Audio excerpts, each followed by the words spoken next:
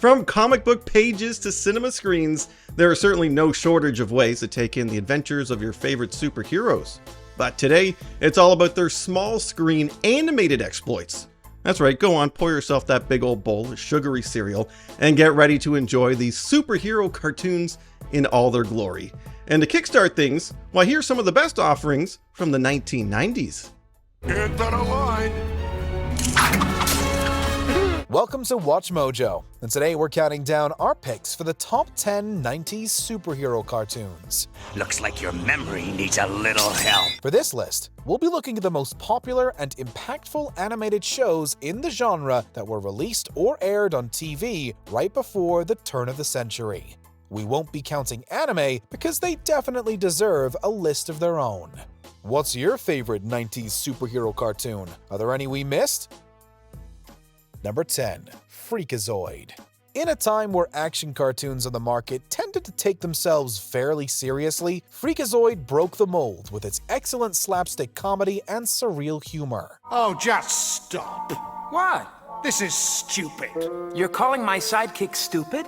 That's not a proper sidekick, that's just your hand. No, it isn't. Yes, it is. The show followed a computer geek named Dexter who miraculously gets superpowers from the internet. Oh, freak out! Initially, it was supposed to follow a more traditional and grounded formula, but the show embraced a more comedic tone during development. Freakazoid often took shots at other superhero shows and didn't mind breaking the fourth wall. Did it reveal character? How was the story advanced? We may never know. But now, on with the adventures of Freakazoid! Pull the string! Although the show didn't last for long, it has endured as an underrated and hilarious series. Number 9. Darkwing Duck. As soon as we heard the awesome Darkwing Duck theme song start playing, we were immediately drawn into the show. Let's get dangerous.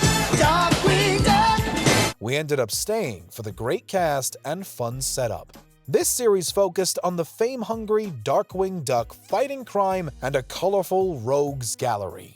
Pilot Launchpad McQuack, his adoptive daughter Gosselin, Morgana Macabre, and more were there to aid him throughout his adventures. Why can't I just stay here?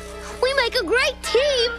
I am not a team! While this series was definitely billed as a funny homage to other superhero media, it had enough character and personality to stand on its own. I am the terror that flats in the night. I am the switch that derails your train. I am Darkwing Duck. Darkwing Duck quickly became a hero we wanted to have around when things got dangerous. Number 8. Superman the Animated Series. Superman's ridiculous power set and innocent nature made some people believe the character was nothing more than an untouchable and one-dimensional hero. Okay. You don't believe me. It's a little much. Fair enough. However, we got to see his personality get more fleshed out during Superman the Animated Series. The titular hero was faced with problems that he couldn't solve with his vast abilities alone. There were episodes that dealt with corruption, family issues, and even civilian casualties. The series was also applauded for its amazing animation and writing. I've often thought, why limit myself to just one city? A being with your abilities could be very useful to me on a, shall we say, global scale. And along the way, it brought in iconic characters like Darkseid to face off against Superman. This cartoon soared well above our expectations by giving us an interesting version of the Kryptonian that we wanted to root for. Number 7. Teenage Mutant Ninja Turtles. Who could forget these totally radical ninjas? From 1987 to 1996, these mutant crime fighters would make us laugh while kicking shells around New York City. Since each of these heroic ninja had distinct personalities, everyone had at least one turtle they identified with most. Oh, you gotta be kidding, Michelangelo. This guy makes pond scum look good. Yeah, it's a terrible show. Au contraire, compadres. It's even more radical than wrestling. Not only is it the longest-running show on this list, but it also was consistently exciting and fun to watch throughout its run. Surrender or else. What now, fearless leader? There's no choice. We can't let him hurt April. You win, Shredder. We give up. Watching the heroes fight Shredder and his endless league of henchmen before enjoying delicious-looking pizza just never got old. Every time the theme song came out of our TVs, we were ready for another brilliant display of turtle power. Heroes in a half shell, turtle power. Number 6. Phantom 2040. Loosely based on the Phantom comic strips, the series followed Kit Walker Jr. as he donned his mask to try and save humanity from environmental degradation. That formula came from Maximum Research. It's for a poison that dissolves all living tissue into its component elements, killing everything. And they're making more of it. The action sequences were tense and exciting to watch, but the show really shined thanks to its subtle and smart storytelling. Its stories had themes of individuality, the volatility of humanity, and freedom. Who do you think turned news into entertainment in the first place? Not only did this superhero set the stage for many Crusaders of Justice to come, but the series has become more relevant with age. That's what people want in their news today. Entertainment, not education. It makes their brains hurt. While it might not have been as famous as some of the other entries on this list, Phantom 2040 deserves recognition. Number 5. Captain Planet and the Planeteers. While a show about environmentalism might sound lame on paper, the series about 5 kids uniting to protect Earth was surprisingly awesome. It's those poor silly humans again. They're gonna destroy my planet if they keep going on like this. What's a mother to do? They each had unique power rings that had incredible powers, and when they put their abilities together, they could summon Captain Planet. By your powers combined, I am Captain Planet. The environmental hero and the Planeteers dealt with environmental and real-world issues head-on. They appeared in stories that showed us the horrors of everything from pollution to addictive behaviors. While the cartoon could be a tad cheesy sometimes, it still deserves credit for being so open and honest about its message.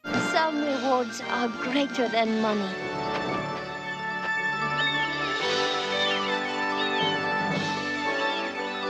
Right? Yeah, I guess. It wanted to empower and educate audiences to help save the Earth, while entertaining them with plenty of elemental action. Number 4. The Powerpuff Girls. Cartoon Network used sugar, spice, everything nice, and a little Chemical X to create their very own super heroines. We followed sisters Blossom, Bubbles, and Buttercup as they fought off monsters of the week in fantastic action sequences. Wow, that was amazing! How did you do that? It's easy. We're superheroes. Yeah, we're the Powerpuff Girls! What made this show stand out was its zany and incredibly varied humor.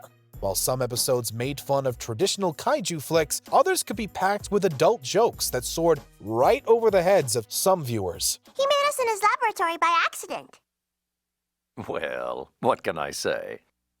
Don't worry, Professor. I was an accident, too. And it wasn't afraid to take the Bubbly Sisters to dark places either. The series also featured memorable villains like Mojo Jojo and the insanely mysterious Him.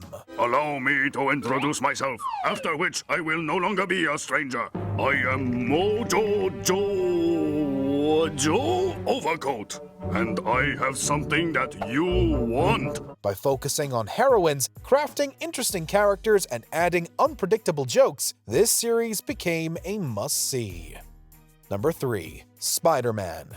Since Spider-Man is consistently one of the most popular Marvel superheroes, an animated series was inevitable.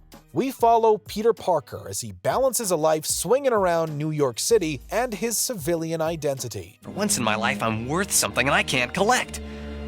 No choice but to lay low. While the series featured heavy plot lines, the Wallcrawler's killer wit and quips kept the show light and fun. I like your style, but it would be nice if you were a little less conspicuous. It was also fantastic to see famous Spidey rogues like Doc Ock, Mysterio, Venom, and many more decorate its dignified run. The show was even popular enough to spawn a less celebrated but still intriguing Spider-Man Unlimited spin-off. Don't thank me. Just remember to support your local web-slinger. While the show's time on air was unfortunately cut short, fans still got over 60 episodes of quality storytelling and web-slinging action. My webbing! It's shooting out on its own! The series definitely did the legendary webhead proud. Number 2. X-Men. The X-Men series sported a relatively mature tone with an extensive cast of characters and storylines throughout its long run. Everyone can relax. Gambit has returned. You're the reason I've come back! Traitor! Your future ends now! It also used subtle allegories to help teach kids about complicated issues with standout animated action sequences. And to top it all off, it had a legendary theme song that we still love today.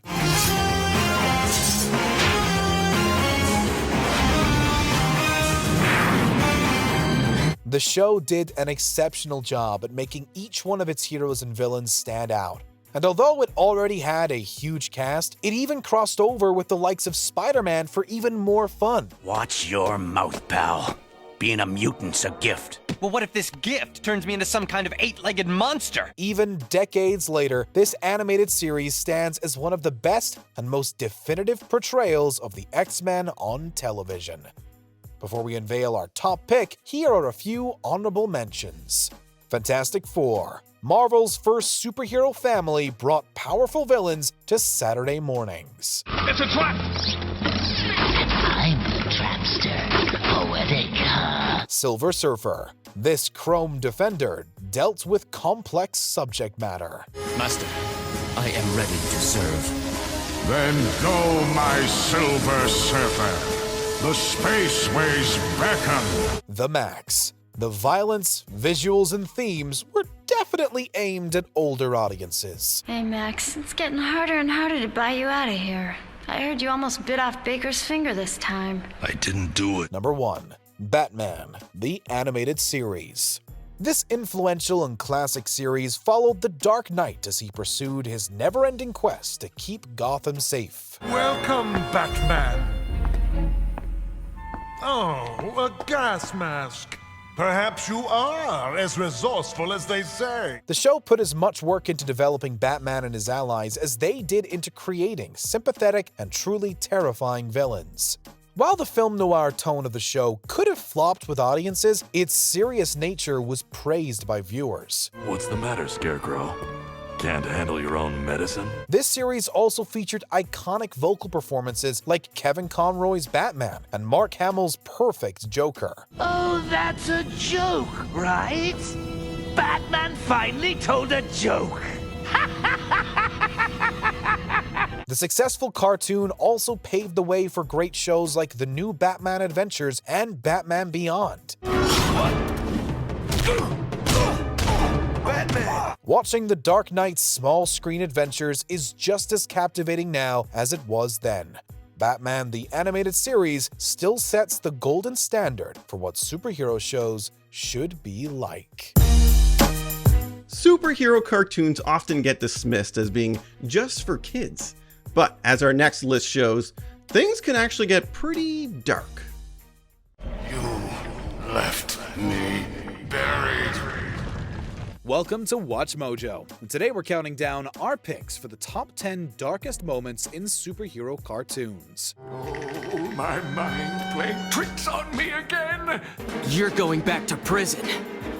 Never. You're not my daughter, and we're not a family.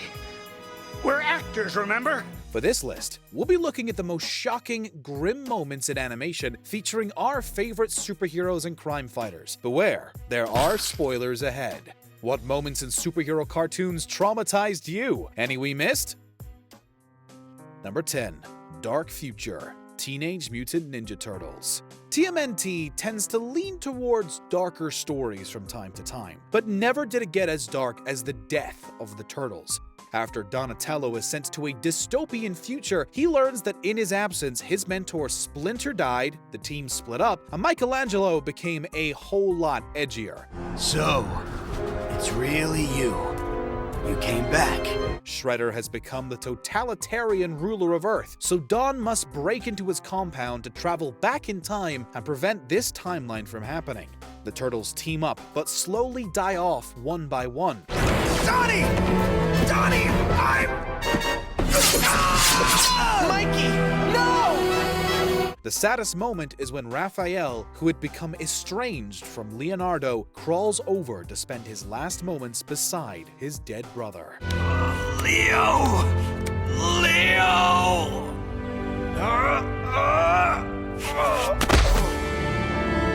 Number 9. Mary Jane's Watery Death. Spider-Man the Animated Series.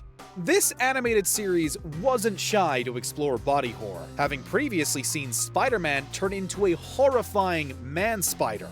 But Mary Jane's dissolution is even more haunting. Spider-Man was haunted by the death of Mary Jane, but then she suddenly reappeared sporting some extra waterbending powers. She returned to the series for a while, but during the return of Hydro Man Part 2, we learn that she's been a clone mixed in with Hydro Man's DNA. The process was unstable, and so she evaporated before Parker's eyes. She loves Peter Parker more than anything in the world. More than anything. No! The idea of uncontrollably disappearing into vapor is terrifying, and the way Peter screams, having lost the woman he loves for a second time, is heartbreaking. Mary Jane! Mary Jane! Number 8. Massacre of the Guardians of the Globe. Invincible. When this universe's equivalent of the Justice League saves the day in the opening sequence of the first episode, it seems like Invincible is going to be a pretty wholesome superhero show.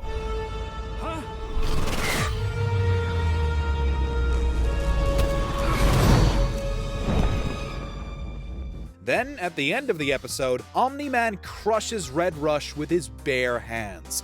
We then watch as every member of the team fall to this invincible murder machine, with each death more gratuitous than the last.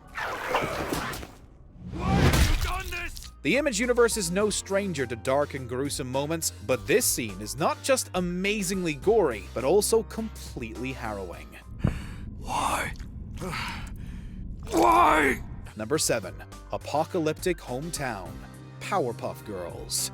The Powerpuff Girls may have a few adult jokes hidden here and there, but it's still a show for younger audiences. This is why the dark episode Speed Demon was so surprising and universally traumatizing. Blossom, Bubbles, and Buttercup race home from school ready to start their vacation, but unfortunately, they went a bit too fast, sending them forward in time. It's there that they discover everything has turned into a hellish landscape in their absence, with characters dead or drastically changed. Him announces that it's all their fault, and the townspeople agree, chanting in unison. Why? You weren't here to protect us. The girls band together to turn back time, but the mental scars will remain. Number 6. Stockholm Syndrome. Ben 10 Ultimate Alien. Carl Mesmith had battled with Ben 10 before this episode, using popular actress Jennifer Nocturne as bait. Much to Ben's confusion, Nocturne later breaks Nesmith out of prison. Did you bring what I told you? Yes. Then it's showtime. She's unfazed as he kills countless people and ends up almost killing Ben herself. Jennifer didn't have much beforehand, with an uninterested mother, an absent father, and an unfulfilling career. She put all of her dreams of having a new life with Nesmith, who never reciprocates her feelings unless he can use them to his advantage. This episode represents the grim reality behind some toxic relationships, with one person manipulating the other into doing horrible things. Carl, I love you. I can't. If you love me, you'll do as I say. Number 5. Baby Doll's Reflection, Batman the Animated Series. One of the most tragic characters to come from DC, Baby Doll is a villain cursed with the appearance of a child, despite being well into adulthood. She kidnaps the co-stars of her cancelled hit TV show to try and reclaim the family she had lost. Mary Doll? Is this a joke? No, sillies. I'm Baby, member? But as Batman stops her and chases her into a house of mirrors, Baby Doll is confronted with her distorted reflection, seeing what she would be like without her condition. That's me in there. The real me. Knowing that it was fake, she opens fire, smashing everything around her. She then cries in front of Batman, saying her iconic catchphrase as we all realize this was just someone desperate for a normal life.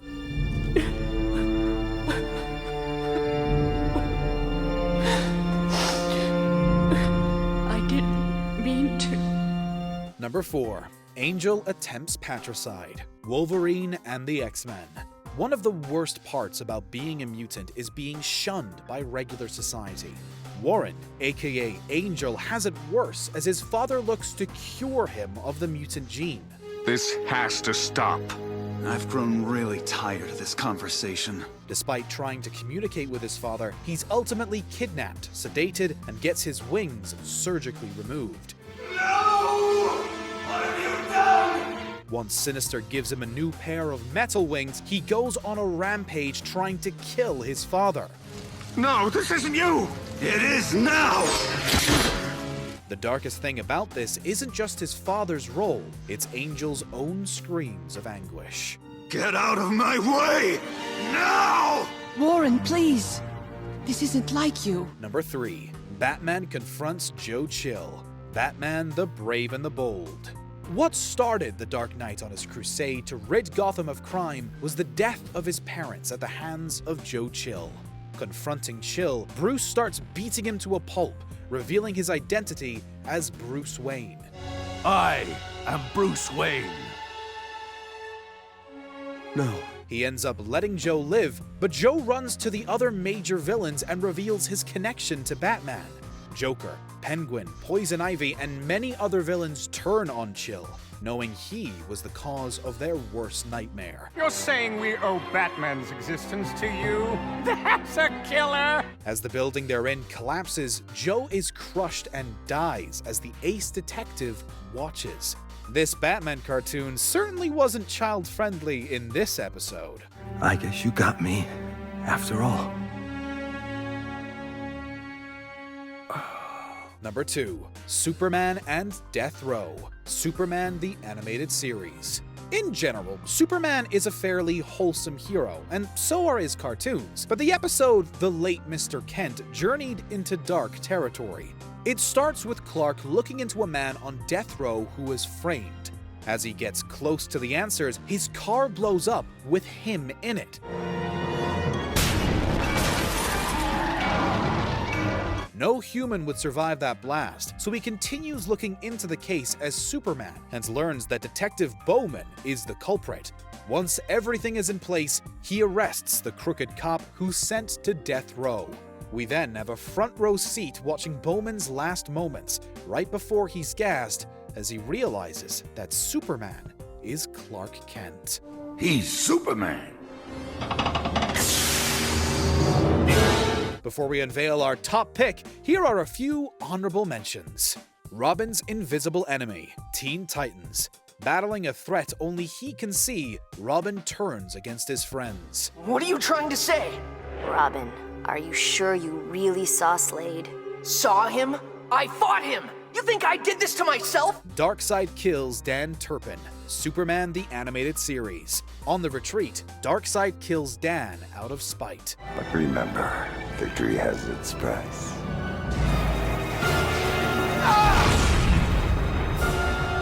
Superman loses his family, Justice League Unlimited. The Man of Steel says goodbye to his perfect but fake reality. I promise you, I'll never forget.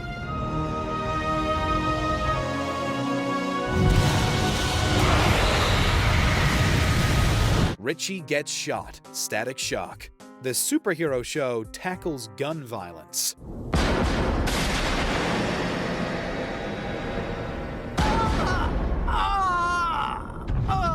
Number 1. Tim Drake breaks down. Batman Beyond: Return of the Joker. When the Joker kidnaps Bruce's protege, he tortures Robin into becoming his own mini Joker. After a scuffle with Batman, Joker has the Dark Knight by the collar.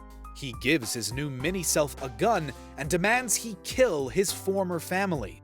Bruce pleads with his sidekick, sadness in his eyes seeing what has been done. As Tim goes to pull the trigger, his Jokerish laughter turns into sobbing. Tim turns on Joker instead and shoots him, collapsing on the floor afterward, completely defeated. Do it!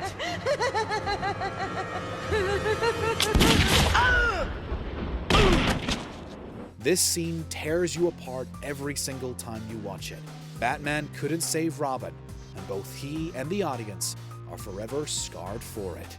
It's okay, Tim. It's okay. Okay, if you're still not convinced that superhero cartoons aren't just for kids, this next video should definitely do the trick. That's right, there's this little show called The Boys. It's based on a very graphic comic book line, and its popularity also spun off an animated show. And let's just say they kept the shock factor fully intact. Do whatever you want. Oh, thank you.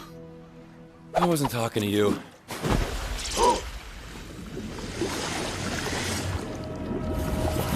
Welcome to Watch Mojo, and today we're counting down our picks for the top 10 most shocking moments on The Boys Presents Diabolical. Boombox! Give me some violent montage music. For this list, we're looking at parts from this animated spin-off anthology series that had our jaws on the floor. If you haven't seen Diabolical yet, there will be some super spoilers. Which episode was your favorite? Number 10. Nubia and Nubian Kill Groundhog. It's a show like The Boys Diabolical that really makes us ponder the existential questions in life. Like, if you're a washed-up Vought supervillain with giant hammers for hands, maybe you're preordained to be a tragic character. Baby, Daddy and Mommy are getting a divorce, and Gerald's buying you a pony. Nighty-night. Upon the revelation that her superhero parents are divorcing, Maya concocts a Parent Trap-style ruse to rekindle their romance by enlisting their original foe, Groundhog. Wait, did we say enlisting? We mean blackmailing. LeBron James, I guess. The plan works initially, as Nubia and Nubian remember how to work as a team. But it soon becomes clear they love the violence more than each other. Yes! Seeing Groundhog's blood splash on Maya's face is all we need to know that her plan backfired.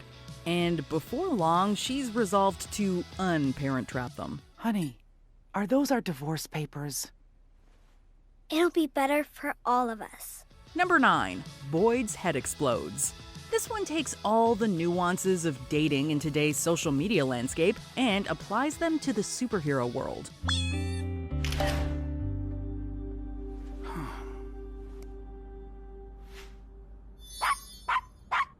Thinking he needs to change himself to impress the girl he likes, Boyd participates in a Vought drug trial by using cream that allows him to change his physiology. He becomes a muscular man, whereas his crush Cherry adopts cat-like features upon getting her paws on the stuff. Hi? Meow. Seems like we're the new hot thing. What's that mean? Let's find out. The two become quite the power couple, but their burgeoning narcissism is their undoing before they run out of cream and revert to their normal selves. The episode looks like it'll end sweetly with Boyd and Cherry reuniting, having learned a lesson, but the side effects deteriorate Boyd's visage before his head pops like a geyser. I see you, Boyd Dune. Mr. Dune? Boyd? Number 8. Great White Wonder crashes. And now, let the Great White Wonder soar! Papa needs a new pair of shoes! Some of the moments from Diabolical we could see coming from a mile away, and yet they still managed to shock us with how gory they were. Billy Butcher, back to his old tricks, tracks down the Seven's personal drug dealer and blackmails him into spiking Great White Wonder's fix. Great White Wonder, already a pretty unhinged guy, absolutely cannot keep his cool during a public demonstration of his abilities. Each time he hits a new Mach speed, we cringe at how much damage he'll cause. Until, sure enough, he tears through the metallic iron cast in a horrific display of blood and viscera.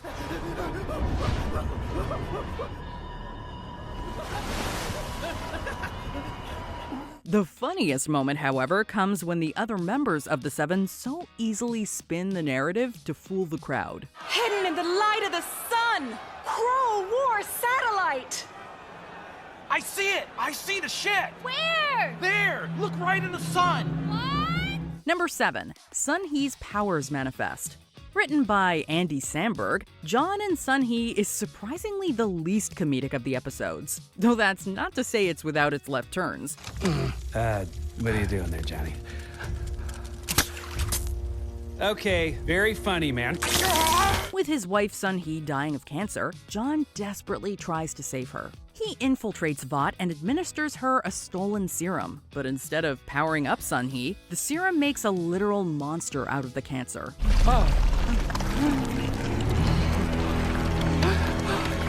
Quickly, what started out as a one-off in a superhero universe becomes a potent allegory for love and disease. But just when all hope seems lost, Sun Hee reveals powers of her own, going off to stop her cancer after giving her husband a final goodbye. Sheesh, we didn't expect Diabolical to make us cry so much.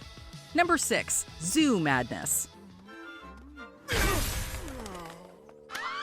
Animated like an old-school kids cartoon, the first episode of Diabolical set the tone for all the mayhem that's to come. Vought employee Simon tries to track down an adorable baby with deadly laser vision. We'll get to more of that later, but a standout sequence sees the action wander into a zoo for some animalistic carnage.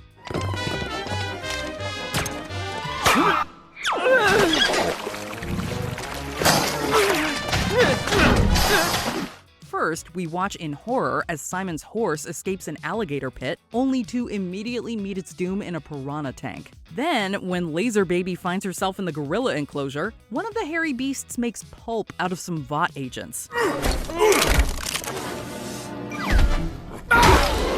By the way, kudos to anyone who caught animated versions of episode writers Seth Rogen and Evan Goldberg at the end of the sequence. Number 5. Homelander's First Mission. The majority of Diabolical exists parallel to the Boys' continuity, but the final episode deals with major characters directly. We all know Homelander to be easily the most despicable character on the show, but this origin of sorts shows he at least started with good intentions. I'm sorry, but you'll need to stay here until the authorities arrive. Ow! I can't breathe! You'll be fine. You wrapped a metal pipe around my chest! What the hell is wrong with you? Set up to handle a hostage situation at a chemical plant, Homelander refuses to wait for backup and instead takes the lead on his first mission. Needless to say, it doesn't go well, as Homelander continually misreads the situation and underestimates his own strength. You know, friend, it's hard to hold a gun when it's 500 degrees Fahrenheit. Oh, you idiot! It looks... Countless lives are needlessly lost as we get our first glimpse of how greatly Homelander's powers corrupted his judgment. Those poor hostages. They were the real heroes. Number 4. Sky Creates Areola. That might sound like a weird entry title, but if you've seen the episode, you know what we're talking about. Written by and starring Awkwafina, BFFS sees her character Sky peer-pressured into buying and taking drugs. Only one of the drugs she finds herself in possession of is Compound V.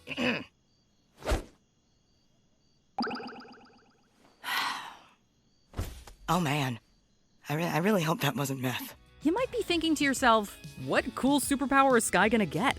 Flight? Invisibility? Telekinesis? Well, much like Sun Hee's cancer, we're initially led to believe that Compound V gave sentience to a specific part of her body. In this case, a piece of poop. It's like we're connected.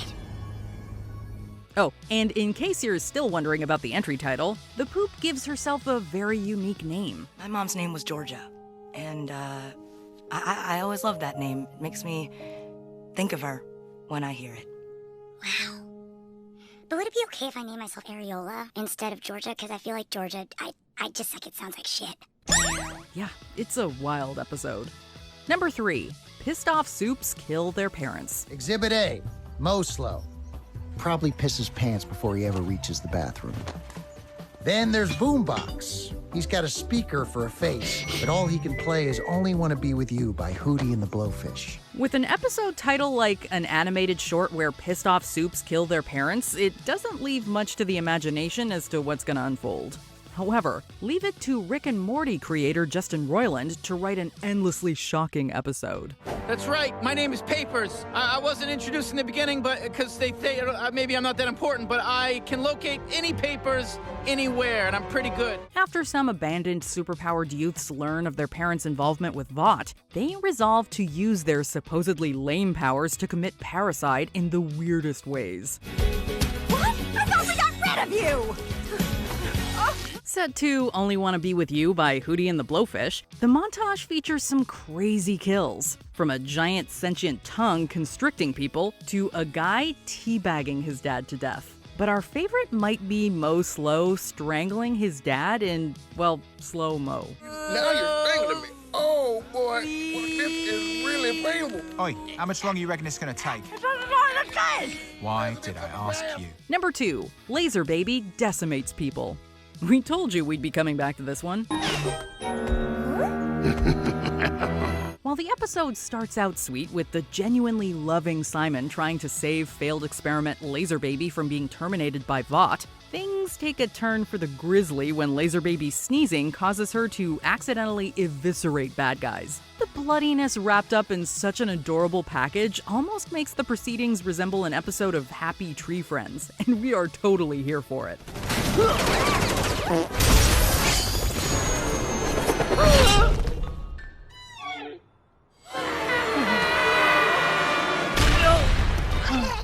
The episode saves the best for the final confrontation, though, when Laser Baby cuts through Superbrain's bulbous head. This episode retains all the violence of a Looney Tunes cartoon, but with all the logical implications.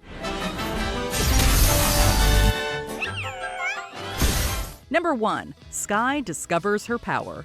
Surprisingly, the most shocking moment from Diabolical comes not from a bloody moment, but from a scatological one. Going back to Sky and Areola the Poop, I cannot believe we just said that, the latter gets captured by the Deep and brought to Vought. Unwilling to give up a friend, Sky breaks in and rescues her, but has to flush her down the toilet to avoid recapture. Oh my god! Oh, I'm sorry. Sorry, I was just here taking a shit. Sky finds Areola down in the sewer, but the two are again confronted by the Deep. It's then that Areola's able to convince Sky she does have powers, at which point Sky summons a whole legion of poo. Rise up, my turd friend!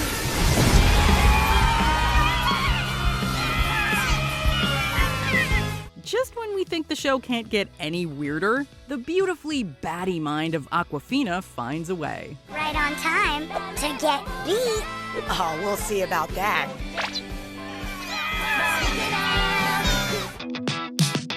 X-Men, the animated series. Yes, those 4 little words are sure to put a smile on the face of anybody who grew up in the 1990s. That's because everything from the theme song to the rip from the comic book storylines are epic with a capital E. But don't just take my word for it. Now, you can either apologize, or I'm gonna show you how intolerant I can be. Welcome to Watch Mojo, and today we're counting down our picks for the top 10 moments from X-Men, the animated series. Those who oppose me shall perish through my agents of destruction. For this list, we'll be looking at some of the most epic, iconic, and somber scenes from this 90s cartoon smash, aside from the kick-ass theme song. The scenes will be very story-heavy, so expect major spoilers ahead. Think we missed an important scene? Number 10. Tell Cyclops I made him a convertible. Night of the Sentinels. The very first mission of the series could have gone better, Beast had been captured, Morph is seemingly destroyed, and the other X-Men can't risk going back for them. Soldier Boy here left them behind. For all we know, Morph and Beast may still be alive. Naturally, Wolverine is frustrated, but rather than take his anger out on the others, he takes it out on Cyclops' car. He completely rips the top half off the vehicle, and when Jean goes to check on him, all he can say is, "Tell Cyclops I made him a convertible." That one scene established what we love the most about Wolverine, his badass attitude and his hilarious one-liners. Yes, he's supposed to be grieving at this time. "I know how you feel about it, Wolverine, but... You know nothing, little man." But he really made that line unintentionally funny. Number 9. Old friends reuniting. Deadly reunions. Magneto, the master of magnetism, has made his presence known, and he seeks an audience with his old friend, Professor Xavier. "I wonder how you'll look, Charles, after so long. Perhaps a toupee." "Over there." "I'm disappointed. I expected Xavier to be with you." But it's clear that this isn't a happy reunion between two bosom buddies. Magneto wants the world to be dominated by mutants, while Xavier wishes for a world where humans and mutants can coexist peacefully. "Fool, you still dream of peace with those who would destroy all mutants? Is this your answer? This horror? After all the suffering we both have seen, you wish me to wage war on 6 billion humans?" It's tragic to see this clash, knowing that these two were once dear friends, but now their ideologies are too different for them to work together again, which, sadly, is a case for anyone caught in the middle of a political divide. Xavier leaves the battle victorious, but it's clear that the war has merely begun. "All right, Xavier. You've cast your lot with humankind, but the others will understand. Mutants will come to me by the thousands, and we shall destroy you." Number 8. Gambit to the rescue. Slave Island. Gambit, Storm, and Jubilee have been captured and forced into slave labor on the island of Genosha. You try to escape, the collars will be reactivated at once. If you try to remove your collar, it will explode and destroy you. Great vacation, Gambit. Things only get worse when it looks like Gambit turned his back on his own teammates and sold them out. In reality, faked being a traitor so that he could free his friends and liberate the enslaved mutants on the island. You jerk! You made me think you were a traitor! Why didn't you tell me you were just pretending? Admittedly, the Cajun mutant doesn't always give off the most trustworthy vibes. Face it, he's a trickster and a shameless flirt. For Rogue, anyway. But the one thing Gambit is not is a traitor, and this heroic rescue is irrefutable proof of his loyalty to both the X-Men and mutants everywhere. I'm sorry I didn't trust you, Gambit. I mean, I should have known you'd never really be a traitor. Number 7. Beast in Love. Beauty and the Beast. Despite his beastly appearance, Hank McCoy is a gentle soul and a scientific genius. He's helped a blind woman named Carly regain her sight, and she's able to see him as the man he really is. Well, You're beautiful. so are you. What about me? You're all right. Unfortunately, two very big obstacles get in the way of their love. Carly's mutant-hating father and the Friends of Humanity terrorists who want to exterminate mutants at all costs. I won't have my daughter associating with some disgusting mistake of nature. If it weren't for Dr. McCoy, your daughter's operation would not have been possible. He's a mutant! To ensure Carly's safety, Hank must distance himself from the woman he loves until a time when humans and mutants can coexist harmoniously. I am a mutant in a world that fears and despises my kind. I thought for a moment we could live in that world together, but I know now that we cannot. It's a bittersweet moment, but with the sense of hopefulness knowing that someone was able to look past Hank's monstrous appearance and love him for who he is inside. Number 6. Trauma Conditioning. Weapon X. Lies and Videotape. We all know at least one part of Wolverine's troubled past, abducted by the Weapon X program and experimented on with adamantium. Your skeleton has been infused with a rare metal called adamantium. Fascinating substance, virtually indestructible. Your bones should now be unbreakable. However, when he revisits the facility, we find the full extent of the program's atrocities. It turns out that he and the rest of Team X were trained as weapons and sleeper agents using fake memories implanted into them. Traumatic, personal memories. The key is to reach the subconscious mind. The subjects must be repeatedly exposed to a simulation of extreme emotional trauma. While using psychoactive chemicals, we flood the subjects' minds with false memories, overwhelming them. Most of Wolverine's past was already a mystery, but to learn that it was mostly a lie fabricated by a corrupt research facility and being unable to figure out what was true or not is just too much for even the toughest mutant to bear. What does it all mean, Hank? I came here to find answers, and now I know less than I did before. I can't even trust my own memories. Number 5. Magneto's entrance. Enter Magneto. First impressions are important, and the minute Magneto arrives on screen, you can tell right away that he is a force not to be messed with. Magneto, I presume? Come, we must hurry. He effortlessly walks through a prison, offers Beast a chance at freedom, and makes his ambitions known. Mutants should be the dominant race over humans. And when the guards try to shoot him down, forget it. Magneto easily handles them and just levitates away.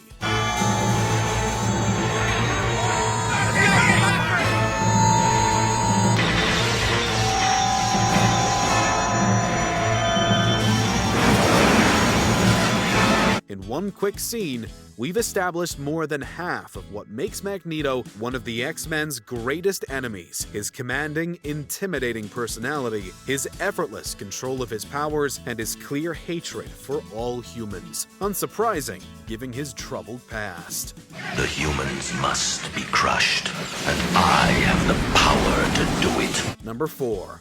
Rogue's Past. A Rogue's Tale. To say that Rogue had an easy life would be a bald-faced lie. My own flesh and blood, a mutant! Daddy, please! You're a disgrace! I'm ashamed to be seen with you! You ain't my daughter! Not anymore! Her mutant abilities put her boyfriend in a coma. She was disowned by her own father, only to be taken in by Mystique and raised as a mutant criminal. But when Miss Marvel came to stop her, Rogue absorbed too much from the superheroine, which gave her super strength and flight, but also trapped Miss Marvel inside her mind. What are you doing? Mama, something's wrong! I want to let go! No! Hold on! No matter what! But something's happening, Mama!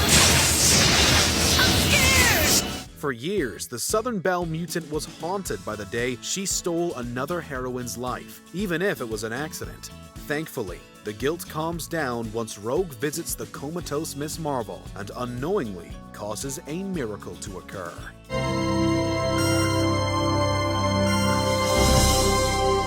Number 3. Jean's Sacrifice. The Phoenix Saga, Part 5. Child of Light. It's safe to say that the original series succeeded where the live-action movies failed, adapting the Phoenix Saga.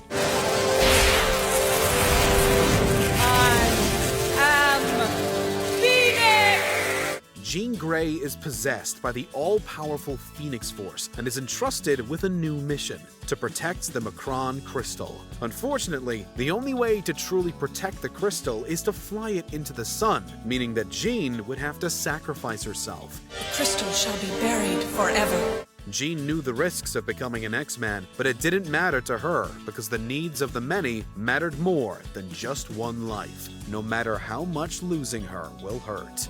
Miraculously, she does survive the ordeal, only to later become corrupted by the Phoenix Force and become the Dark Phoenix. The mortal Jean Grey is no more. I am fire made flesh, power incarnate. I am the Dark Phoenix! Number 2. Taking out the Sentinels. Knights of the Sentinels. As a whole, Knights of the Sentinels is a phenomenal series premiere for the X-Men. It establishes the show's lore and introduces us to our heroes' dynamics, personalities, and struggles. This is Professor Xavier's School for the Gifted. Gifted, huh? I getcha. That's a nice way of saying mutants. Weirdos. Like me. Like all of us. But of all the moments that came out of this episode, which one truly deserves the runner-up spot on our list? Arguably, the final battle between the X-Men and the Sentinels. How would you like to locate the Sentinels' home base? When and where? Not only is the action well choreographed, but it's just so satisfying watching our favorite mutants turn the mutant hunting junk heaps into scrap iron.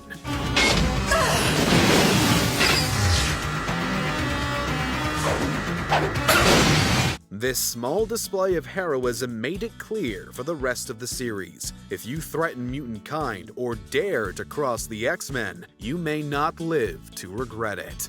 Before we unveil our top pick, here are a few honorable mentions. Gambit Loves You, Reunion. With their powers disabled, Gambit and Rogue finally share a kiss. Gambit loves you. Rogue loses Cody, again. Love in vain. Rogue reunites with her boyfriend, only to see that he's too far gone. Cody, please come with us. I bet the professor can find some way to help you. Let him go! The Plague.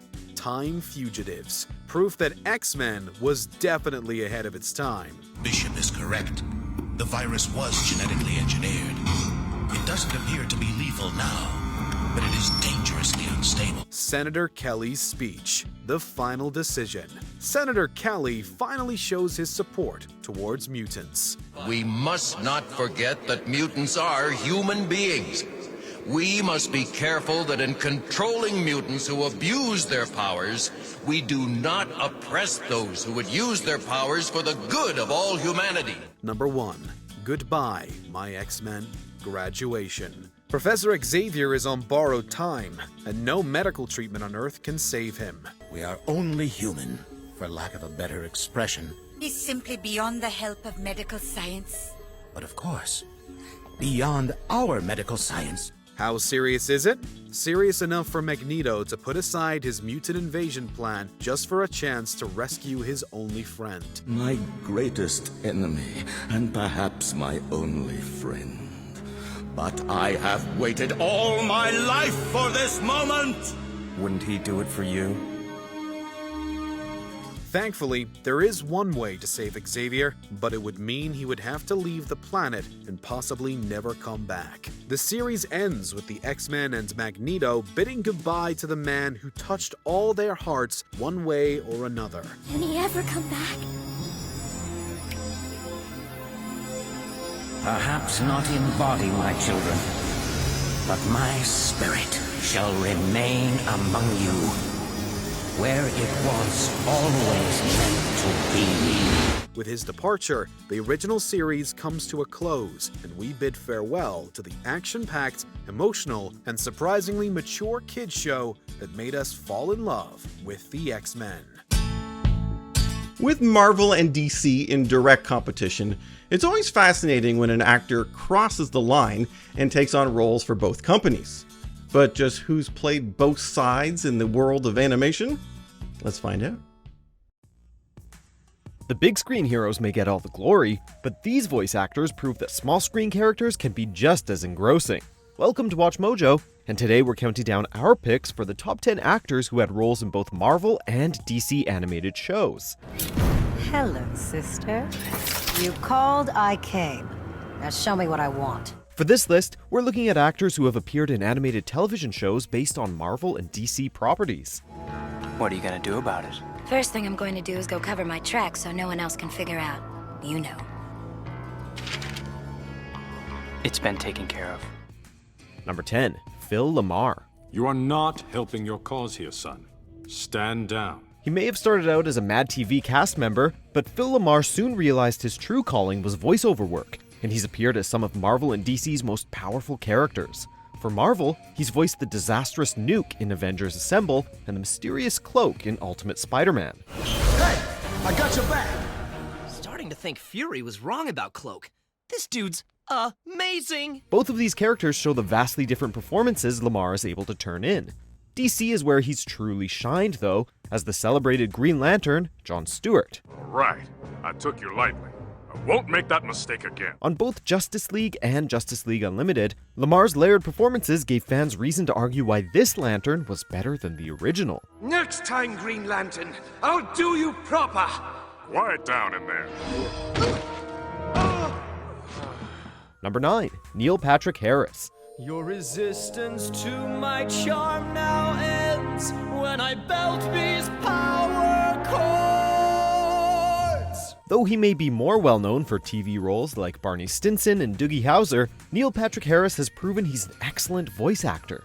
He's also proven that he's one terrific singer, and he lent his pipes to Batman the Brave and the Bold as the Music Meister.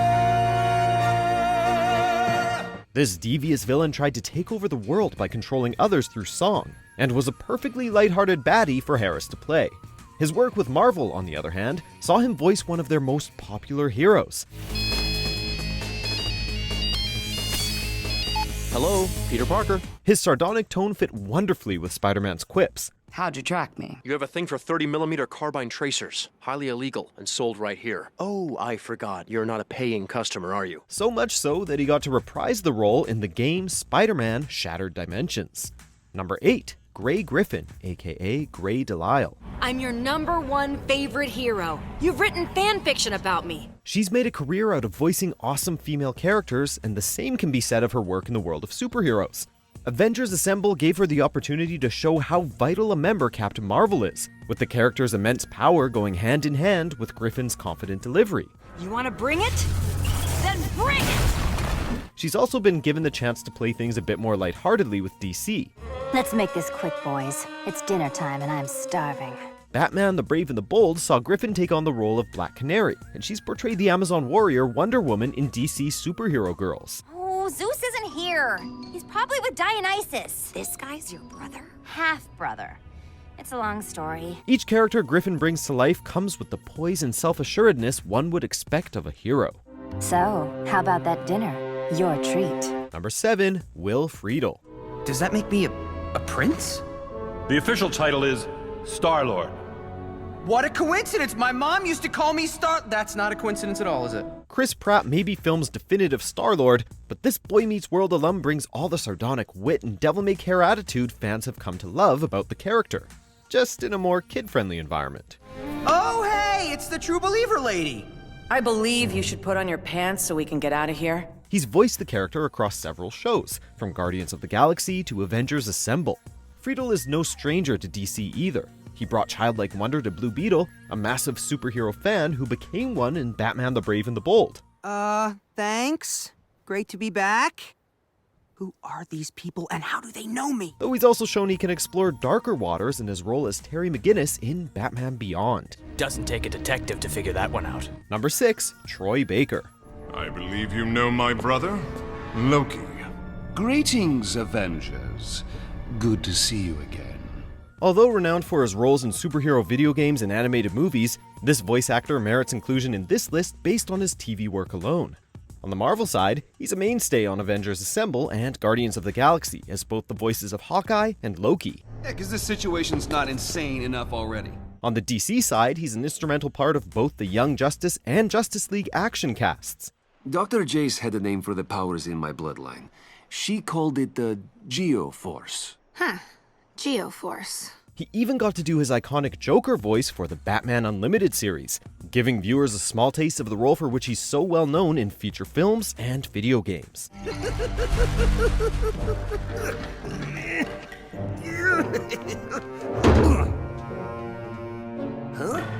Number 5. Clancy Brown. They're saying that Lex Luthor hasn't changed, that he can't be trusted. Can't say I blame them. This well-known actor has one of the deepest and most intimidating voices out there, so it's a good thing both DC and Marvel have taken advantage of it. What? You've never seen a Red Hulk before? Brown has portrayed the Red Hulk on Avengers Assemble with appropriate ferocity, though he's also brought that intensity to Taskmaster on the same show, as well as on Ultimate Spider-Man. Spider-Man. Nice of you to finally visit my school. Unfortunately, I'm no longer accepting applicants. The animated role he will most likely forever be linked to, however, is that of Lex Luthor on Justice League and Justice League Unlimited. Fans of this Superman villain know him to be cunning and ruthless, and Brown nailed everything that makes the character tick in his chilling performance. You think you understand me? That you actually have anything to offer?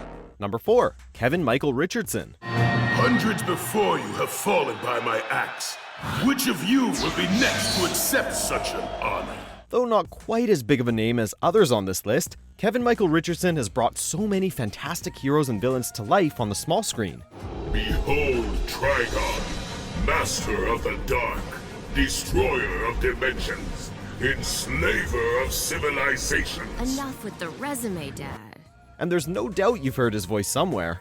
Batman, the Brave and the Bold saw him voice numerous villains like Black Manta and Steppenwolf, where his booming voice paired wonderfully with the comedy of the series.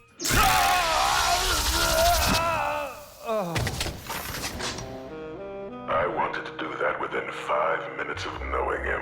More recently, he's been seen as the villain Trigon in Teen Titans Go, and everyone's favorite walking, talking tree in Guardians of the Galaxy, Avengers Assemble, and Ultimate Spider-Man.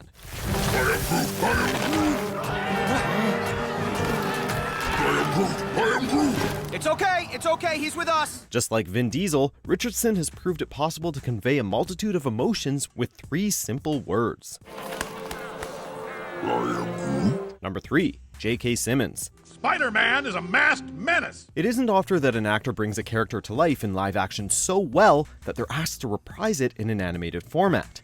But that's exactly what happened with J.K. Simmons and his role of J. Jonah Jameson, time and time again. You Avengers, the Fantastic Four, you're all vigilantes! Simmons nailed the arrogant rage of the character in Sam Raimi's Spider-Man trilogy and has reprised the role across various TV shows. New York City, we've been invaded by another insect. This one calls himself the Beetle. While some are superhero-oriented like Ultimate Spider-Man and the Avengers Earth's Mightiest Heroes, others are pure parody like The Simpsons and Robot Chicken. Stop the presses, send my wife some flowers, and bring me an Advil. What do you mean you don't work for me? You're hired. Now that you're hired, you're fired. Now that you don't work here, we can be friends. Now that we're friends, how come you never call? Some friend you are. Though not quite as hefty, Simmons has voiced 2 imposing figures in Justice League Unlimited, Wade Eiling and the Apocalypse Warrior Mantis. Fall before the power of Mantis. Number 2. Tara Strong. Don't worry about it, Tiger. I can handle myself. This voice actress is one of the most prolific working today. On the Marvel side, she's voiced noteworthy roles like X-23 in Wolverine and the X-Men, Mary Jane Watson on Ultimate Spider-Man, and many other strong female characters. It must take so much out of your life. Don't you sometimes wish you could just be a normal person? But she may be a bit more well-known for her DC work. She's voiced Batgirl in numerous movies and video games, as well as the series The New Batman Adventures. Once you 2 are out of the way, ain't gonna be no one to stop me. Don't bet on it, Gruesome! Her most iconic comic book role, however, is no doubt Raven of the Teen Titans. Azarath Metrion Zinthos. Strong brings a blend of confidence and darkness to the spooky half-demon, making her one of the more layered heroes on the team. Not like I expected a parade, but... Before we get to our top pick, here are a few honorable mentions. Spider-Man, allow me to introduce myself. Worst me day ever. A supersuit must exhibit creativity, craftsmanship, and practicality. Your first suit is due at the end of the semester. I'm not a man. I'm an animal! While I can stand, I will not stand for this. I will teach you the honor of Kunlun. I just wanted to help. Did I do okay? Tick-tock, tick-tock. That, my friends, is the sound of time running out for you. Dr. Octavius vanished in that explosion, and Dr. Octopus was born. In any event, I've made your favorite, French onion soup. And when you let it get cold this time, note that it's in a microwavable crock. According to the city's master plan, this is the original town library. But it's been abandoned for decades. I'll take that. Don't ever lose this. Number 1. Mark Hamill. I ask you, Harley, who's given more hours of amusement to the Gotham police force than me? No voice actor has become more synonymous with their comic role than Mark Hamill has with the Joker. Playfully balancing along the line of twisted and delightful, Hamill flawlessly embodied the role during his time on Batman the Animated Series. Smell the roses, Batman! He's since voiced the character in video games and animated films, but it isn't the only comic book role he's taken. He's also voiced one of Spider-Man's most iconic villains, Hobgoblin. So this is what it's all about. More recently, he portrayed Ulysses Klaue in the Avengers Earth's Mightiest Heroes. Dr. Pym, I presume. My name is Ulysses Klaue. I'd like to have a word with you about the vibranium sample you're working with. Both of these Marvel roles have seen him bring the aplomb and wickedness fans have come to expect when Hamill is attached to play a villain. You've become my hobby.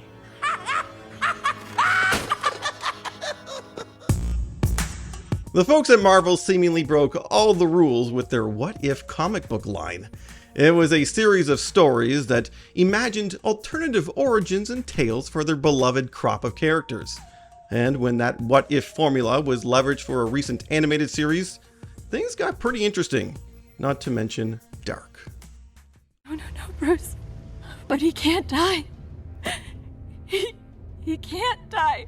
Welcome to Watch Mojo, and today we're counting down our picks for the top 10 darkest what-if moments. Where I come from, history has never looked kindly on those who lock men in cages. For this list, we're looking at the bleakest and saddest scenes from the first season of the animated Marvel show.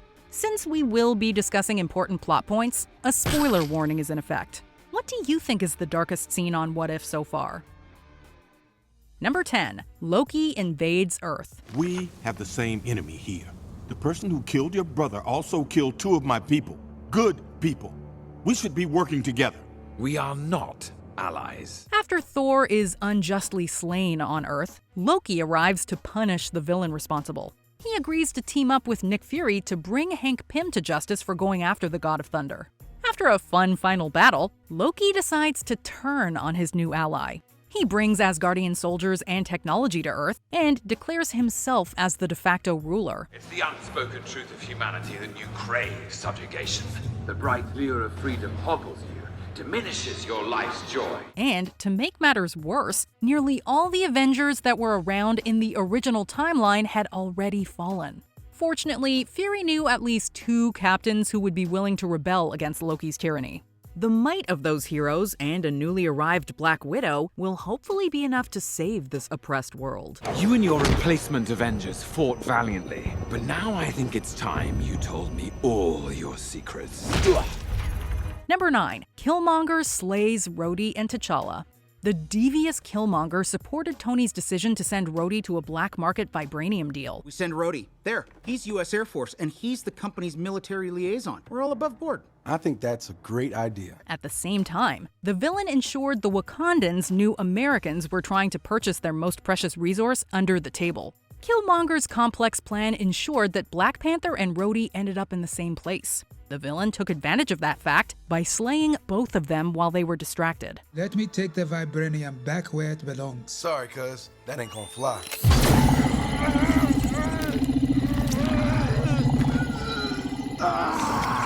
Once they were both gone, Killmonger made it look like Rhodey and Black Panther had ended each other's lives. The villain's sinister plot increased tensions between 2 countries while also taking 2 good men from the world. And although Tony figured out the truth, he could not stop Killmonger's dark plot. Word to the wise, never play Clue with Jarvis. He sees all. Go ahead, call the cops. Still won't get here in time to save you. Number 8. Stephen Strange absorbs living creatures. This is where it starts for you, with the death of Dr. Christine Palmer. So overwhelmed by loss, you will seek answers in the mystic arts. Although Dr. Strange has the ability to travel back to the night where his beloved Christine died, he can't seem to prevent her demise from happening over and over again. He eventually learns that there is a twisted way to get the power he needs to change fate. Aha! Gain the power through the absorption. We watch as Strange steals life from a series of monstrous-looking beings to increase his own magical capabilities. As he absorbs more creatures, we get foreboding hints that he is becoming more beastly too. Although Strange's intentions were good, the way he gained his power was truly evil. This absorption sequence marked the point where the hero we knew became a villain. He's on the wrong path. I could warn him, intervene. But the fate of his universe is not worth risking the safety of all others. Number 7. Ego finds Star-Lord. On the surface, the episode where T'Challa's journey around the universe as Star-Lord may seem like one of the brighter what-if stories. But the fun adventure hides an extremely dark ending. The episode ends with Ego finding his son Peter Quill on Earth. Sorry, we're close. What, Peter? Can't spare a little time for dear old Dad? After the two met in Guardians of the Galaxy Volume 2, the villain revealed his plan to spread across the universe like a virus. I need to fulfill life's one true purpose. To grow and spread, covering all that exists until everything is me. We even saw a small example of a few civilizations being overwhelmed by Ego's presence. The villain's destruction only happened because Star-Lord's friends got there at the right time. Although Ego's initial attack was stopped on What If, seeing the planet execute his evil plan by hurting his son during their first meeting was pretty dark. Come on, relax, son. It'll all be over in 1,000 years or so. Number 6. The heroes lose hope. Another survivor camp claims to have made progress on a cure. Awesome! Global crisis solved! High fives all around, guys. Not quite. A team of heroes gets word that a zombie cure might be waiting for them in New Jersey. But during the train ride, Hope gets infected with the virus. Her allies try to stay optimistic that they could find the cure to save her just in time. But when the train runs out of fuel in a zombie-infested area, Hope decides to lay down her life to get her friends to safety. Peter! Smile. Smile for me, okay? Watching her take her final steps was incredibly heartbreaking. Unfortunately, her demise becomes even more tragic when we see her come back as a zombie and attack her friends. Seeing the heroine turn into a member of The Walking Dead gave us little hope that this timeline could get better. I'm sorry. She gave her life so we could get the cure. Number 5. Natasha confronts the Watcher. And then there was one. I won't go back there. My world is gone. Once the Guardians of the Multiverse complete their mission, the Watcher enables them to return back to their original realities. However, Natasha refuses to go. She reminds the Watcher that her home was completely ravaged by Ultron in an emotional speech. And when Natasha asks him to do something to aid her home, he reveals that he's either unwilling or unable to. Then fix my world. I can't, Natasha. The Watcher instead decides to take her to a less damaged world that's in the midst of a huge conflict. While his gesture is nice, Natasha still has to carry the weight of losing everyone she knows. She also must live with the fact that the powerful Watcher didn't move to save her world. We're just stories to you. We're not real. You watch us fight, win, lose. Tell me, did you make popcorn while Ultron murdered my friends and burned my world to the ground? Number 4. Hawkeye dies as a villain. Drop your weapon! I swear, I didn't shoot. It was tough watching members of the original Avengers lineup meet their ends in a variety of gruesome ways. Hulk's demise was particularly grim and hard to watch. However, Hawkeye arguably had the saddest end of them all. He was given the task of observing Thor by S.H.I.E.L.D. higher-ups. All of a sudden, one of Hawkeye's arrows flies loose and fatally wounds the God of Thunder. The Archer is quickly arrested and left questioning how this tragedy could have happened. This doesn't make any sense. I don't slip. I don't misfire. And before Hawkeye could learn that he wasn't responsible, Hank Pym takes his life. Knowing that the Archer died confused and disgraced made his last scene stand out in an episode full of depressing demises. Barton had a wife and kids. If he was gonna go, it wouldn't be willingly. You think he was murdered? If I had to guess, my money is on the same someone who killed Stark. Number 3. Ultron overwhelms the Watcher. We initially thought the worst thing Ultron was going to get away with was launching nuclear weapons on his version of Earth. We're too late. He did it. However, he accomplished something far worse after gaining the power of all the Infinity Stones. After becoming aware of the multiverse, Ultron decides to bring his violent version of peace to new realities. So many universes, so much chaos. They need to be silenced. You do not have to do this. But the Watcher attempts to break the robot first. Unfortunately, he is unable to keep up with Ultron's raw power. The Watcher is left with no choice but to retreat. If this episode didn't end on an optimistic scene where the Cosmic Observer teamed up with Strange Supreme, Ultron's victory would have led to the show's grimmest ending. Run. Watch. It doesn't matter. From here, I can see everything. No one can stop me now. Number 2. Vision's betrayal. I'll canvass the base, see if I can find his transport. Sergeant Barnes, you will not find what you're looking for. During the zombie apocalypse, Wanda Maximoff became a member of the Undead Horde. Since Vision was unable to cure her, he kept her fed by tricking people into becoming her next meal. The dark truth was revealed when Bucky discovered Black Panther was one of the unlucky victims. Seeing what Vision did to T'Challa was already disturbing. Vision, what the hell is this place? A trap. Nkozia! We feared you were dead. The Vision grabbed me in San Francisco. Thought he was saving me. But knowing the synthetic being would have continued sacrificing heroes if given the chance was an unbearably grim thought. While Vision tried to logically explain what he did, there's no excusing his manipulative actions. It's impossible to look at him the same way when you know about the horrifying methods he used to keep Wanda going. You lured innocent people to their deaths, all in the name of love? Love sucks. I still cannot entirely fathom what I have done. Number 1. Strange Supreme breaks reality. I spent centuries, sacrificed everything for Christine. And now can you save her? All of the monstrous things that Strange Supreme did allowed him to bend the rules of time and save the woman he loved. However, his dark path came at a high cost. Since rescuing Christine in the past caused a massive time paradox, reality completely falls apart. Even Strange Supreme's incredible power isn't enough to stop his universe from collapsing around him. And the desperate man cannot convince the Watcher to help either. Honestly, if I could fix this, if I could punish you instead, I would. But I can't interfere. You, more than anyone else, should understand that meddling with time and events only leads to more destruction. In the end, Strange Supreme is forced to watch Christine fade away from him one last time. His attempts to reunite with his love caused the end of everything. We have yet to get a bleaker what-if ending than a completely isolated Strange Supreme forced to exist in an utterly broken reality. No, no, no, no, no.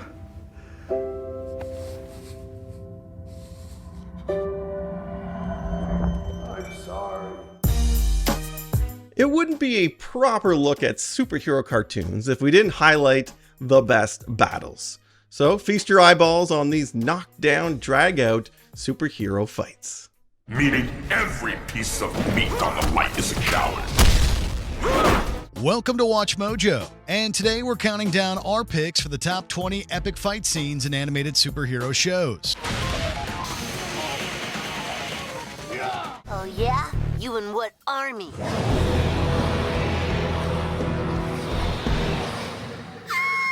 You just had to ask, didn't you? Let's see if you can handle just one X-Man. For this list, we're looking at some of the biggest, most iconic, and most memorable animated fights to appear on the small screen. We'll be excluding superhero fights that take place in animated films as they deserve their own list. Please be advised that a spoiler alert is now in effect. Which superhero fight do you think broke the bank? Let us know in the comments below. Now, let's get ready to rumble. Number 20. Everyone vs. Shredder, Rise of the Teenage Mutant Ninja Turtles. As far as season finales go, this series definitely went all out. Shredder threatens to steal Splinter's Hamato essence to complete his nefarious agenda, so it's up to the Turtles in April to save the day. While they may not have had as much luck in their first fight against Shredder, they make one heck of a comeback with a little help from the Hamato ancestors. Not me! Nope. Wrong. Wrong again.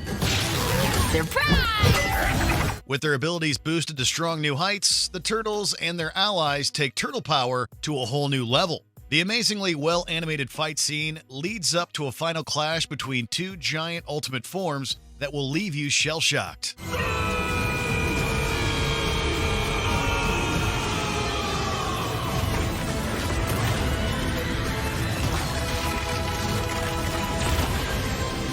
Number 19, Static and Gear versus Ebon and Hotstreak. Static Shock.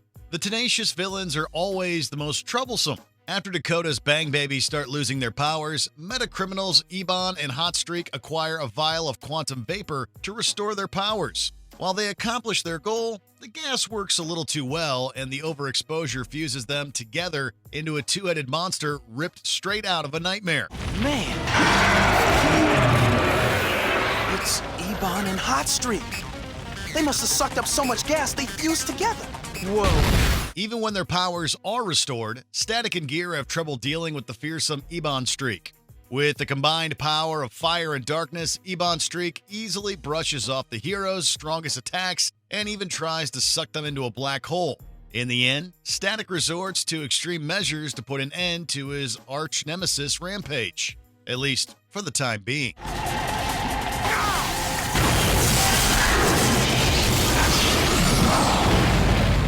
Number 18, Danny Phantom versus Pariah Dark. Danny Phantom. Leave it to Vlad Plasmius and his power-hungry ambitions to put the fate of two worlds in jeopardy. After trying to steal ancient ghostly artifacts, Vlad reawakens Pariah Dark, the king of ghosts. Who dares? Oh, hello.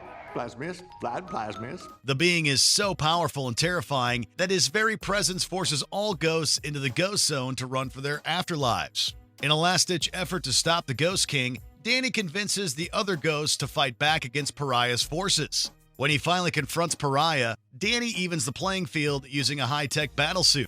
The spectral hero puts his life on the line and gives the fight all he's got. Danny's heroic efforts bring Pariah's reign to a permanent end.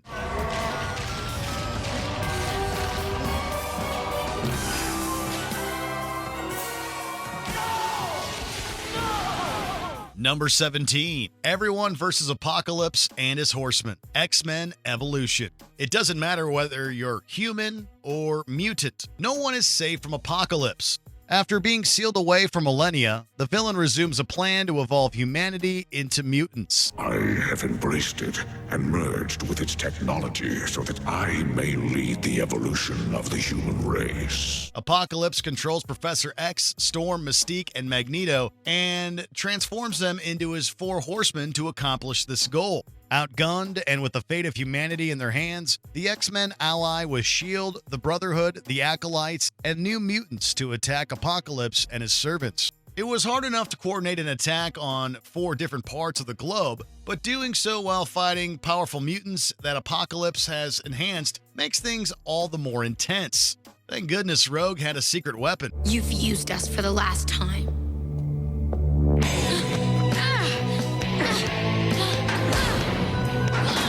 Number 16, Ripjaws vs. Cyber Squids, Ben 10. What starts as a simple joyride at the bottom of the sea quickly becomes an underwater nightmare. While investigating the ocean floor, Ben, Gwen, and their new friend Eddie find themselves under siege by a mysterious pack of cyber squids.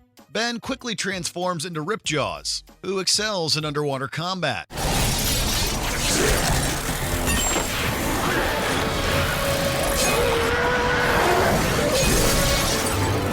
He proudly lives up to his namesake while demonstrating superior strength and speed. While Ripjaws doesn't get the chance to shine compared to some of Ben's other aliens, it's moments like this where he can unleash his full potential. Seeing Ripjaw make quick work of the squids reminds us of how powerful and terrifying he can be. Where'd that thing come from? Relax. Looks like he's on our side. At least until the Omnitrix times out and he's human again. Number 15, the Titans versus the Brotherhood of Evil, Teen Titans. When the Brotherhood of Evil hunts down and traps young heroes, the Teen Titans fight back by assembling pockets of resistance. Even Beast Boy, who is essentially the Titans' goofy younger brother, steps up and leads his own team to attack the Brotherhood. I think we can take him. I think you are correct. While the Green Teen Titan and his team are quickly overwhelmed, his actions allow his allies to launch a surprise attack. After being sealed away for millennia, the villain resumes a plan to evolve humanity into mutants. It's fantastic watching the heroes whittle the villains down one by one. Who needs the Justice League when you've got these young heroes backing you up? Master, no! Number 14, the team versus the Light and the Reach, Young Justice. Underestimating these young heroes is a recipe for instant defeat. After months of spying and covert operations, the team finally manages to pull one over on the Light and their alien allies, the Reach. During a summit, Aqualad turns the villainous groups against each other while uncovering vital evidence of their activities. The Light and the Reach deserve each other. Both sides play at being partners. But the Reach believes the Light to be their naive tools of conquest, when in fact, the Light has manipulated the Reach from day one. The Reach doesn't react well to this deception, and the meeting devolves into chaos. The heroes take advantage of their enemies' confusion and launch one surprise attack after another against the villains. Considering how often the Light deceived the good guys, watching the team get a major victory over the organization was satisfying. It's almost as great as watching Aqualad finally defeat his father and rejoin the team.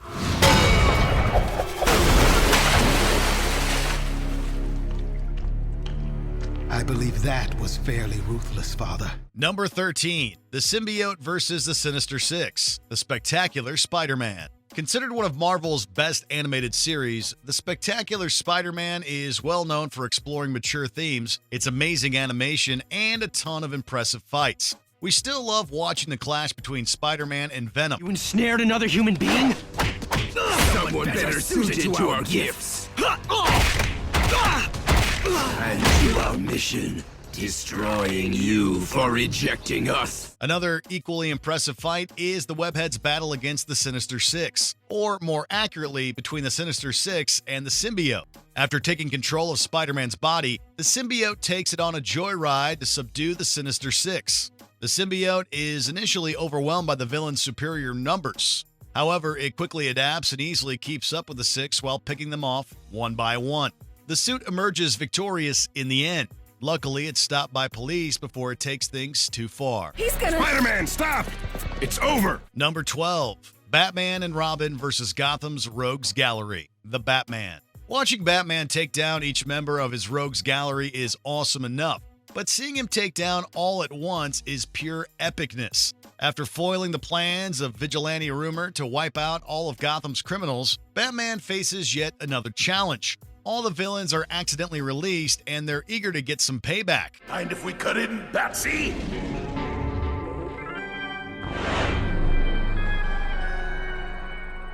You see, there's this nasty little rumor We'd all like to stomp out. Despite the odds being against them, Batman and Robin stay true to their moral code and protect Rumor from the rogues. They face down Mr. Freeze, Bane, Poison Ivy, the Joker, and more.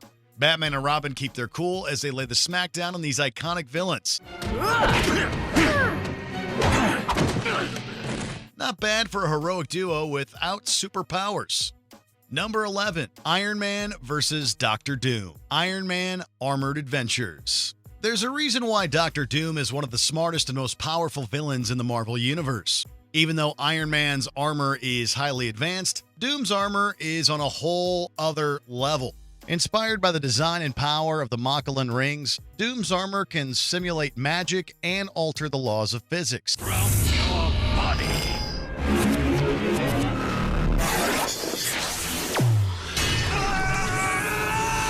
Even the firepower of War Machine's armor and getting crushed by a building barely slows him down. After losing the first fight, Iron Man and War Machine challenge him to a rematch, but just barely survive. If it weren't for the timely arrival of S.H.I.E.L.D., things could have ended very poorly. I can handle Doom. Our guns aren't on Doom, Iron Man. They're on you. What? Von Doom has diplomatic immunity, and he's coming with us right now, back to Latveria. Number 10, Bruce Wayne versus Kyoto Ken, Batman the Animated Series. Sometimes the best superhero fights aren't those between people with powers, but rather those between mortal men. After Alfred is kidnapped by Bruce's former martial arts rival, Kyoto Ken, Kyoto challenges him to one final duel. The stakes of their fight are already high enough as they duel amidst an erupting volcano.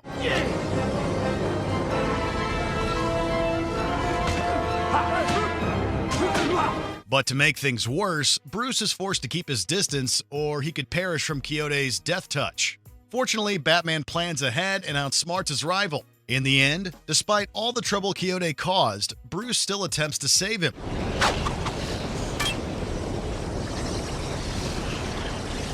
Grab it! However, Quixote accepts his demise and spends his final moments acknowledging Bruce as a worthy adversary. Quixote! The rope!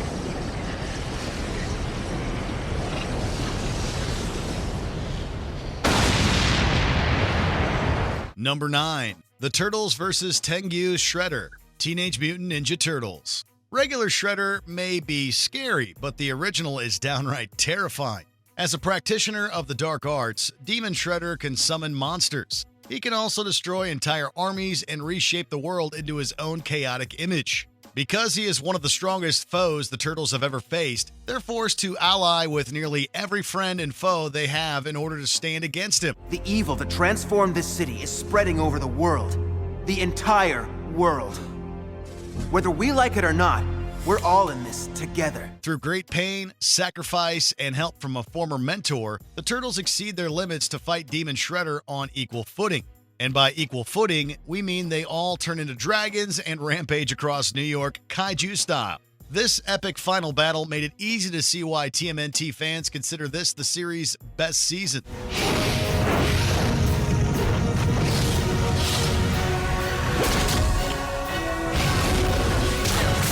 Number 8. Strange Supreme vs. Doctor Strange. What if? I spent centuries, sacrificed everything for Christine. And now can you save her? No, Steven. We can. After a version of Doctor Strange loses his beloved Christine in a car accident, he absorbs the power of other magical creatures to get strong enough to travel back in time and save her. This Strange Supreme eventually decides to absorb his nicer half to change history. You can't save her. She's dead.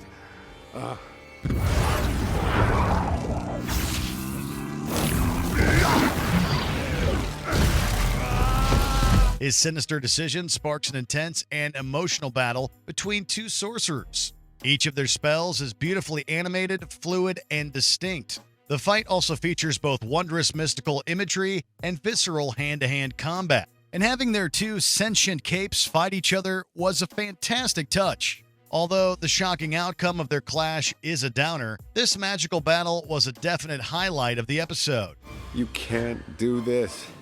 But we must. Number 7. Teen Titans vs. Trigon. Teen Titans. Slade may be the Titans' arch-enemy, but he's far from being their most powerful foe. That honor belongs to none other than Trigon. The Earth is mine! Essentially DC's version of Satan, Trigon is a godlike entity known for conquering entire worlds.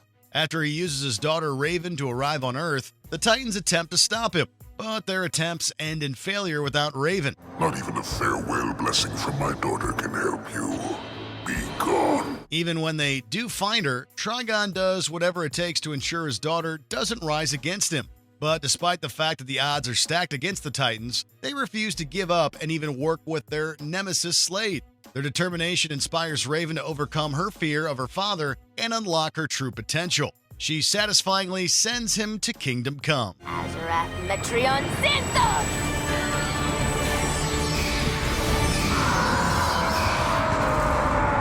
Number 6. Party Thor vs. Captain Marvel. What if? Party's over, pal. Yeah, maybe here's a thought. How about you just buzz off? When Thor's Midgard party gets too out of control, Captain Marvel is brought in to confront the God of Thunder. After their talk becomes violent, these extremely strong heroes demonstrate how powerful they are. Both of them can hit hard enough to send their opponent flying into another country. On top of that, they each have special abilities and equipment that they use in creative ways. Right with you, just 1 second. There it is.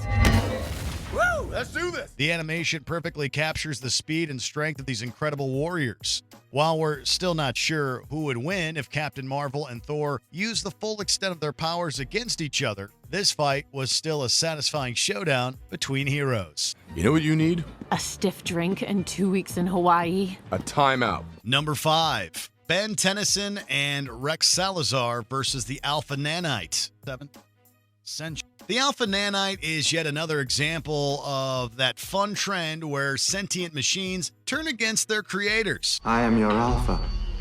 I came home. You are pleased? No, not especially. After escaping from the Null Void, the Alpha Nanite returns to his home dimension and causes mass chaos. It's so formidable that Rex needs to ally with Ben 10 himself to end the madness. Of course, that's easier said than done.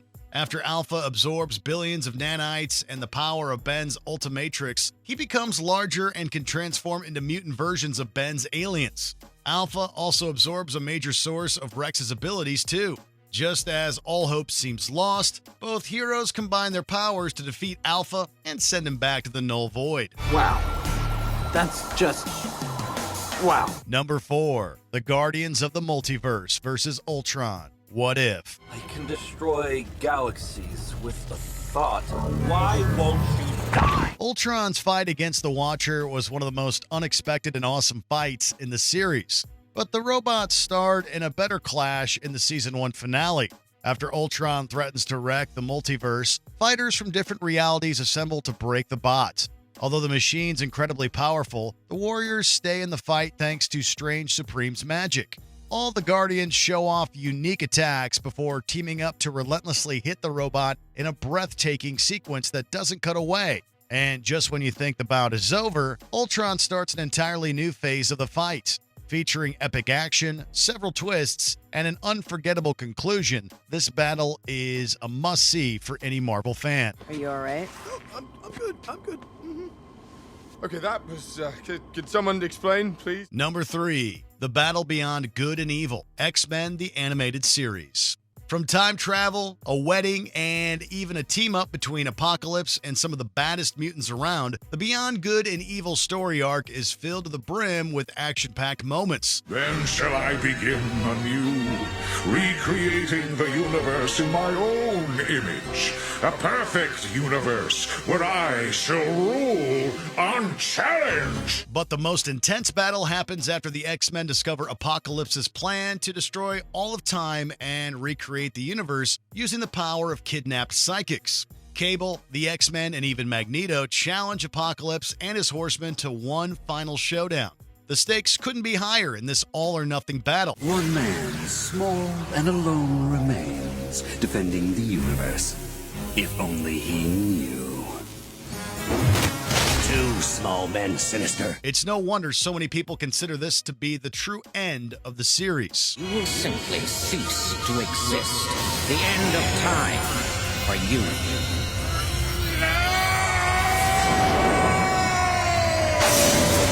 Number 2. The final battle with Darkseid. Justice League Unlimited. Leave it to Lex Luthor and the Legion of Doom to resurrect one of the universe's most evil tyrants. It seems I have you to thank for my resurrection.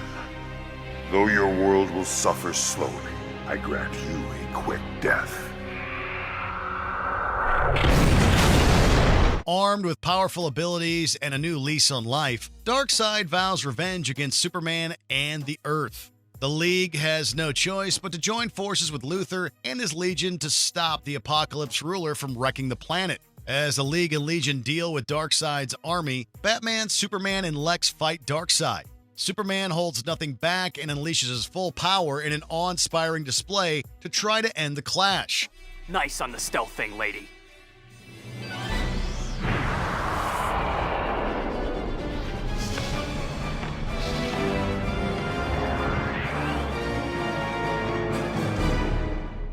But it's still not enough to stop Darkseid.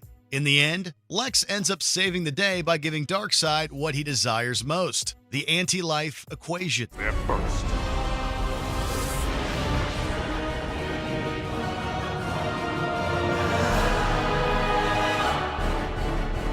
The Green Lanterns have a legend. No one can see the beginning of time. It's a universal law. Write him a ticket.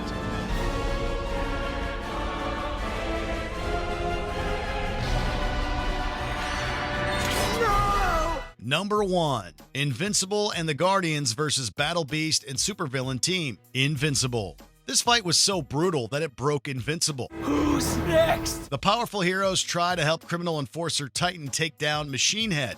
Unfortunately, Invincible finds himself on the end of a brutal beating, courtesy of the ruthless Battle Beast. Even when the Guardians of the Globe arrive, Battle Beast shows tremendous strength by easily defeating all of his opponents. But after a few heroes are brutally injured, the rest of the Guardians get a second win. They proceed to decimate Battle Beast's teammates. Fortunately, luck is on the hero's side, as Battle Beast withdraws from the fight. But Thawk only retreats because he sees no honor in defeating weaker opponents. If Battle Beast comes back, Invincible better be ready for one hell of a rematch. Alright, well that's going to do it for this special deep dive into superhero cartoons. Hope you enjoyed yourself as much as I did. I've been Matt from Watch Mojo, and I'll see you next time.